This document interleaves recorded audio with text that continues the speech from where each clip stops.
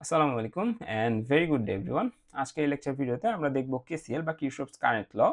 So Kirchhoff's current law আমাদের যেটা বলছে, the algebraic sum of all currents entering and leaving a node is equal to zero. আমরা অবশ্যই node সম্পর্কে জানি। নোড কি? নোড হচ্ছে বিভিন্ন ব্রাঞ্চের যে মিলনস্থল, তাকে আমরা নোড বলি। ওকে, সো আমরা এখানে অন্য একটা এক্সাম্পল নিতে পারি। লাইক আমরা এভাবে ধরতে পারি যে ধরে নিচ্ছি যে আমার এখানে একটা নালা আছে, এখান থেকে আরেকটা নালা আছে, ঠিক আছে? ২ টা নালা আছে এবং ২ টাই হচ্ছে আমাদের পানি প্রবাহিত করতেছে। ধরে নিচ্ছি এদিক থেকে পানির ফ্লো এদিকে, এদিক থেকে পানির ফ্লো এদিকে। ওকে? এবং একটা সার্টেন পয়েন্টে যেয়ে ২ টা নালায় মিলছে। ঠিক আছে? ২ টা নালায় মিলছে। এবং এখানে হচ্ছে যে আমাদের আরেকটা ড্রেইন আছে। ওকে? সো আমি যদি বলি যে এদিক দিয়ে ২ লিটার পানি আসতেছে, এদিক দিয়ে যদি ৩ লিটার পানি আসে, তাহলে আপনাকে বলতে হবে যে এদিক দিয়ে কত লিটার পানি যাচ্ছে, এটা আপনি বের করতে পারবেন না? অ্যান্সার হচ্ছে অবভিয়াসলি পারবেন। কিভাবে?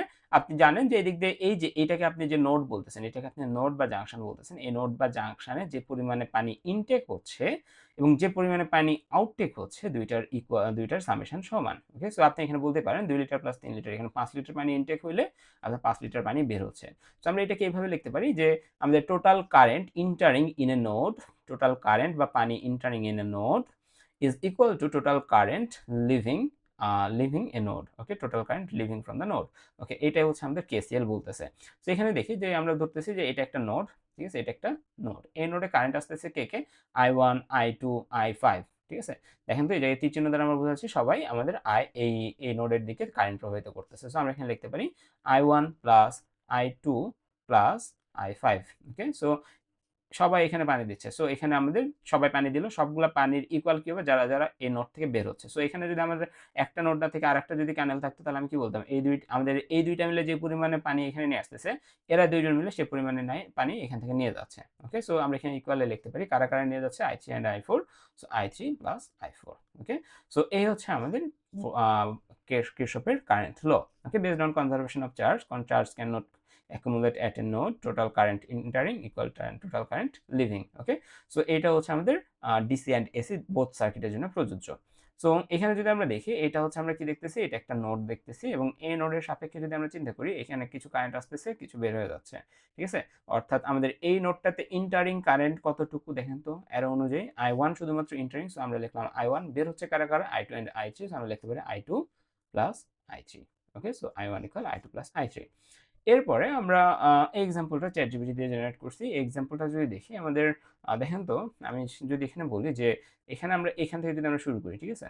সো আমরা এখানে শুরু করলাম যে আমরা দেখতেছি 30 অ্যাম্পিয়ার আছে। সো 30 অ্যাম্পিয়ার আমরা লিখলাম। ওকে? 30 অ্যাম্পিয়ার ইকুয়াল আমরা কি লিখতে পারি? দেখেন তো, 30 ampere equal I1 plus 10 ampere লিখতে পারি না? দেখেন, 30 অ্যাম্পিয়ারের ভিতরে 10 অ্যাম্পিয়ার আপনার এদিক দিয়ে চলে গেছে। এই যে দেখেন, এদিকে অ্যারো চিহ্ন দিয়ে আছে, 10 অ্যাম্পিয়ার এদিকে চলে গেছে। ওকে? এবং I1 অ্যাম্পিয়ার এদিক দিয়ে যাচ্ছে। ওকে? 30 অ্যাম্পিয়ার জানেন, 10 অ্যাম্পিয়ার জানেন এবং I1 অ্যাম্পিয়ার জানেন না। সো I1 আপনি বের করে ফেলতে পারবেন না ইজিলি। কিভাবে? 30 ampere equal I1 plus 10 ampere. I1 plus 10 ampere. অর্থাৎ এই যে নোড, এই নোডে 30 অ্যাম্পিয়ার ঢুকছে, তাহলে বের হয়েছে কাদের থ্রুতে? I1 এবং 10 অ্যাম্পিয়ারের থ্রুতে।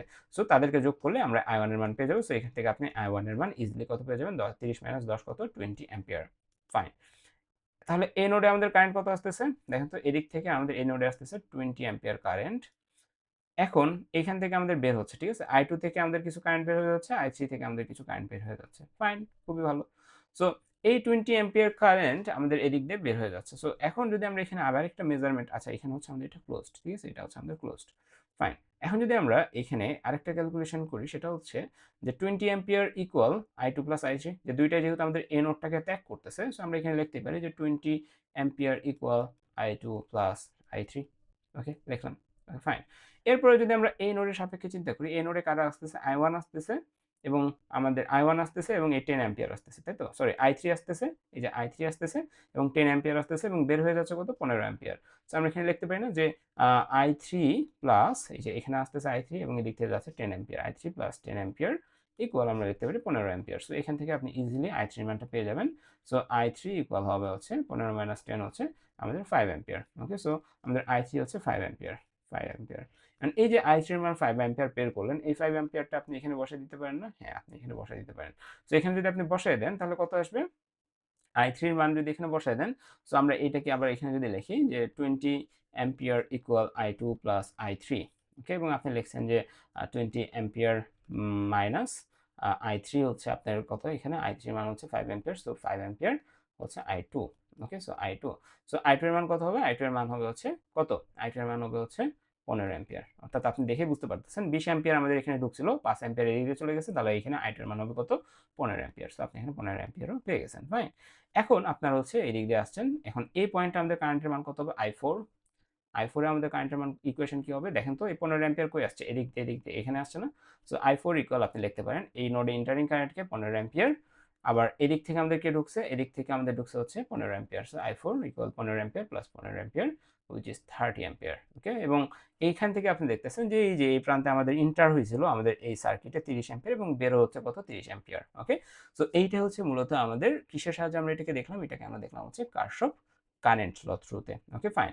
সো এখানে আমরা একটা এক্সাম্পল দিছি, সো এই এক্সাম্পলটা আমাদের একটু দেখলে আমাদের মোটামুটি একটা আইডিয়া চলে আসবে। সো এখানে যদি আমরা খেয়াল করি যে এখানে লেখা আছে I1 equal 2 ampere, I4 equal -1 ampere. Current কি কখনো নেগেটিভ হইতে পারে? অ্যান্সার হচ্ছে হ্যাঁ, মানে নট থিওরিটিক্যালি, মানে থিওরিটিক্যালি এটা আমরা দিচ্ছি, কেন আমরা দেখাচ্ছি। সো এই যে I4 ইকুয়াল -1 অ্যাম্পিয়ার, এটা দেওয়ার মানে হচ্ছে I4 এর দিক আমরা যেদিকে দিছি, কারেন্ট প্রবাহিত হচ্ছে ঠিক তার অপোজিটে। ঠিক আছে, I4 ইকুয়াল -1 অ্যাম্পিয়ার দিলে আপনাকে ধরে নিচ্ছি দিকটা দিচ্ছেন আপনি এইদিকে। ওকে, বাট আপনি যদি চান এটাকে আপনি মাইনাস দিবেন না, তাহলে আপনাকে I4 এর এইটাকে এভাবে লিখতে হবে। ঠিক আছে, এইভাবে লিখতে হবে, অর্থাৎ আপনার দিকটা তখন উল্টে যাবে। ওকে, মাইনাস দ্বারা বোঝাচ্ছি আমরা যেদিকে বলতেছি ঠিক তার অপোজিটে। ওকে, সো এইটা হচ্ছে আমরা মাইনাসের কারণ। ওকে, ফাইন। এখন আমরা যদি দেখি যে এখানে আমরা কিভাবে সলভিংটা শুরু করতে পারি, আমার কাছ থেকে চাইছে I6 এর মান, বাট I6 এর ইকুয়েশনটা যদি আমরা দাঁড় করাই I6 এর বি নোডে, ঠিক আছে, বি নোডের ইকুয়েশনটা যদি আমরা দাঁড় করাইতে চাই, বি নোডে কি হয়েছে, I6 আসতেছে, I3 আসতেছে এবং I1, এই যে I1 বের হয়ে যাচ্ছে, অর্থাৎ এদিকে I1 বের হয়ে যাচ্ছে। ওকে, সো আমরা এখানে ইকুয়েশনটা লিখতে পারি যে I1 equal I3 plus I6, I3 plus I6, তাই তো। I1 এর মান আমরা জানি না, হ্যাঁ I1 এর মান আমরা জানি 2 অ্যাম্পিয়ার, সো আমরা এখানে I3 plus I6 equal 2 ampere লিখতেই পারি। ওকে, ফাইন, একটা পয়েন্ট আমরা দেখলাম। এই পয়েন্ট বা এই পয়েন্টের ইকুয়েশনটা যদি দেখি, এই পয়েন্টের ইকুয়েশন অনুযায়ী কি আছে, I1 ঢুকতেছে, I4 ঢুকতেছে এবং I2 বের হয়ে যাচ্ছে। সো আমরা এ নোডে কি করতে পারি, এ নোডে আমরা KCL অ্যাপ্লাই করলে দেখতেছি I1 ঢুকতেছে, I4 ঢুকতেছে, তো আমরা লিখতে পারি I1 প্লাস I4 ইকুয়াল বের হচ্ছে কি, বের হচ্ছে I2। সো এই যে I2 বের হয়ে যাচ্ছে, সো আমরা এখানে I2 লিখতে পারি। So I1 plus I4 equal I2। So এখান থেকে দেখেন তো কার কার মান দিয়ে আছে, I1 এর মান দিয়ে আছে এবং I4 এর মান দিয়ে আছে। Okay, so 2 ampere minus 1 ampere, so 2 ampere minus, এই যে I4 প্লাস যদিও আছে কিন্তু I4 এর মান কত, -1 অ্যাম্পিয়ার, সো -1 অ্যাম্পিয়ার ইকুয়াল কত, I2।